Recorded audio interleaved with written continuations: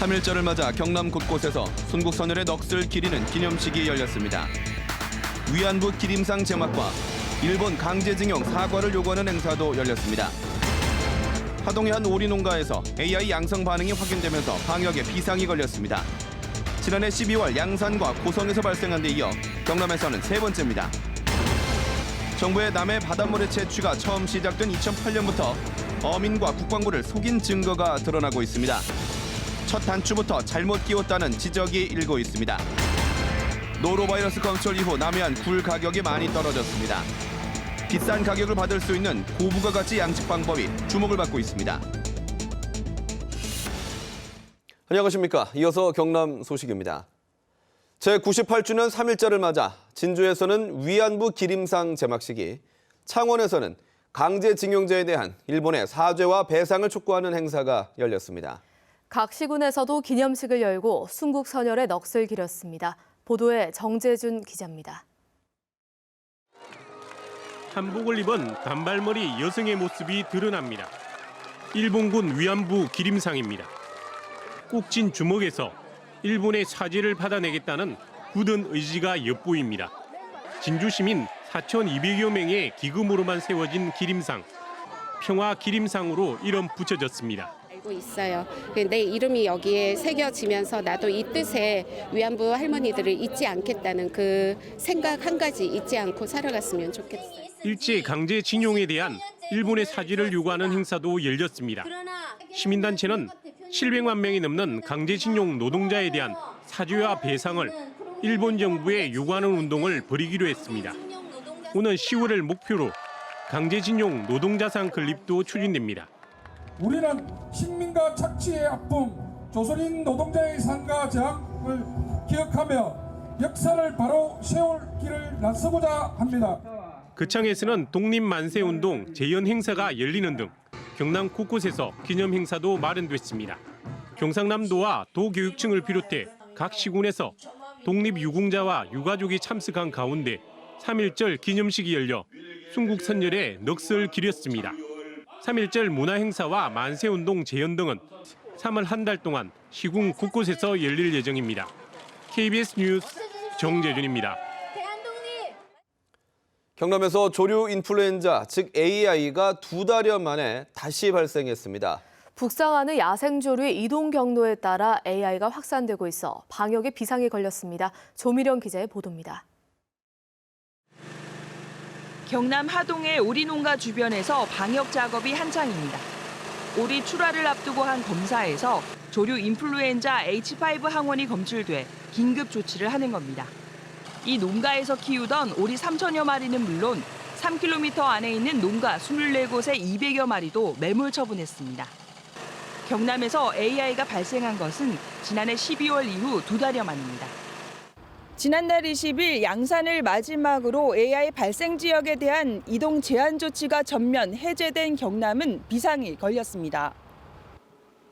한동안 잠잠했던 AI가 서해안을 중심으로 다시 발생하며 재확산이 우려되는 상황. 게다가 하동 광포소류지와 사천시 용현면 해안가 야생조류에서 AI 바이러스가 검출돼 방역당국은 더욱 긴장하고 있습니다. 철새들이 지금 북상하고 있는 중이기 때문에 아마 그 잔류 철새들이 올라가면서 분변에 의해서 오염된 것으로 추정되고 있습니다. 이번 발생 농가의 고병원성 AI 감염 여부는 오는 3일쯤 확인될 것으로 보입니다.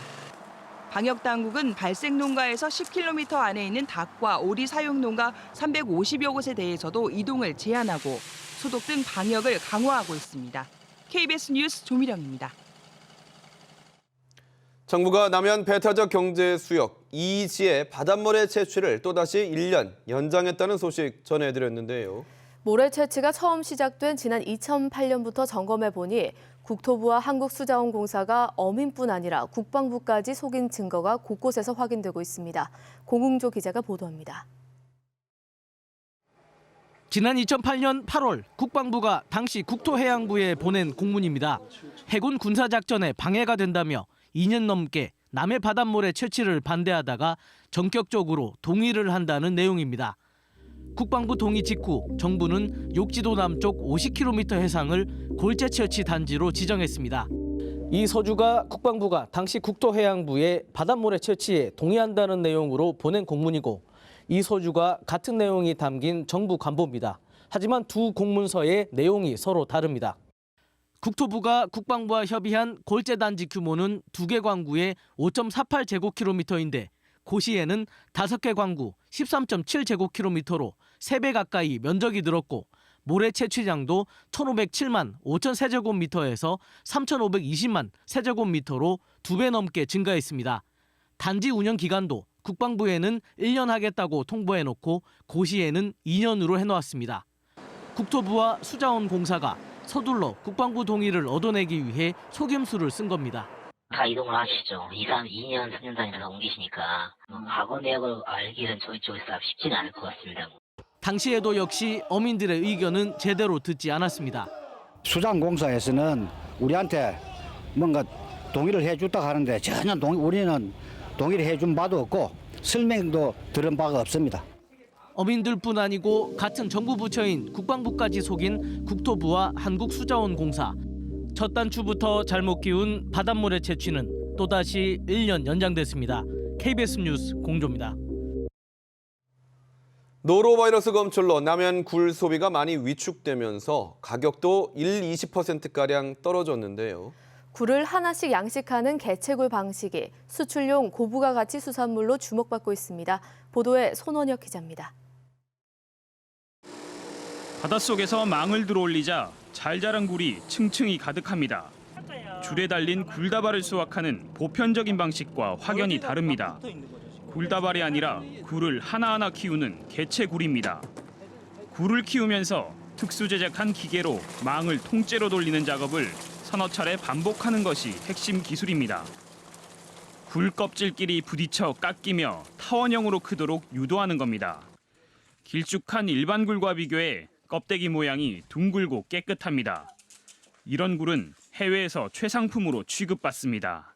이 기계를 통해서 굴의 서실을 일부 갈아줌으로 해서 그 굴 형태가 둥글게 하는 게 큰 장점이라고 볼 수 있습니다. 일반 소화식 굴보다 생산량은 절반에 못 미치지만 수출 가격은 5배에서 품질에 따라 10배가 넘기도 합니다. 중국과 일본 등 올 하반기 본격적인 수출이 시작될 예정입니다.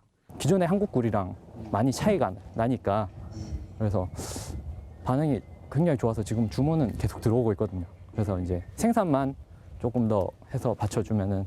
개체굴 양식은 손이 적게 가는 작업이어서 인건비도 줄일 수 있는 등 고부가가치 기술로 주목받고 있습니다. KBS 뉴스 손원혁입니다.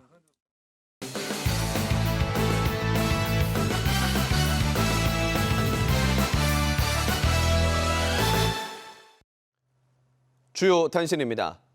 정부가 봄철 굴과 바지락 등 주요 조개류에 대한 독소 검사를 강화합니다. 해양수산부는 3월부터 6월까지 남해안을 비롯해 전국 97개 연안에서 생산되는 굴과 피조개, 진주 담치 등에 대해 주 2회 조개류 독소를 검사한다고 밝혔습니다. 검사 결과 허용 기준을 초과하는 조개류 독소가 검출되면 해당 지역에 조개류 채취와 출하가 금지됩니다. 청각 언어장애인 500여 명을 상대로 280억 원을 가로챈 투자 사기단 사건의 재판이 시작됐습니다. 창원지방법원 형사 5단독은 어제 사기 혐의 등으로 구속 기소된 투자 사기단 간부 7명에 대해 1차 공판을 열었습니다. 피해 청각 언어장애인과 가족 100여 명은 창원검찰청 앞에서 엄벌을 촉구하는 집회를 열기도 했습니다. 한편 경찰은 재판과 별도로 전국 경찰서에서 청각 언어장애인 투자 사기 피해 추가 신고를 받고 있습니다. 지난달 경남 소비자 심리지수가 세계적 금융 위기였던 지난 2009년 이후 가장 낮았던 것으로 나타났습니다. 한국은행 경남본부는 지난달 경남 소비자 심리지수는 88.3으로 지난 1월보다 0.4포인트 떨어졌다고 밝혔습니다. 이 같은 수준은 세계적인 금융 위기가 한창이었던 지난 2009년 3월 83.7을 기록한 이후 가장 낮은 수준입니다. 특히 경남 소비자 심리지수는 2014년 10월 이후 29개월째 전국보다 낮은 것으로 나타났습니다. 대기업 수가 급감한 창원 국가산업단지에서 다른 지역 신규 산단으로 이전하는 기업들도 늘어날 것으로 전망됐습니다. 창원상공회의소가 낸 창원산단 입주기업 입지 강화 방안 연구를 보면 2010년 84곳에 달하던 대기업이 기업 이전과 합병 등으로 2015년에는 45곳으로 급감했습니다. 특히 대구 국가산업단지가 준공되는 2020년쯤 창원권에서 20개 기업이 이전할 수 있다고 예측했습니다. 경상남도가 올해 벼 재배 목표 면적을 6만 7천 헥타르로 정하고 영농철 농자 지원에 나섰습니다. 경상남도는 우선 목표 면적 농사에 필요한 종자 3,700톤 가운데 1,900톤을 보급하고 토양 개량과 지력 유지에 필요한 비료 등 농자재 지원에 477억 원을 투입합니다. 또 경작 효율화를 위한 육묘장 설치나 공동 방제 등에 527억 원, 농기계 구입에 91억 원을 지원합니다. 경상남도가 올해 조림 사업에 127억 원을 투입합니다. 경상남도는 다음 달까지 나무 심기 중점 추진 기간으로 정하고 편백 등 나무 290만 그루를 심을 계획입니다.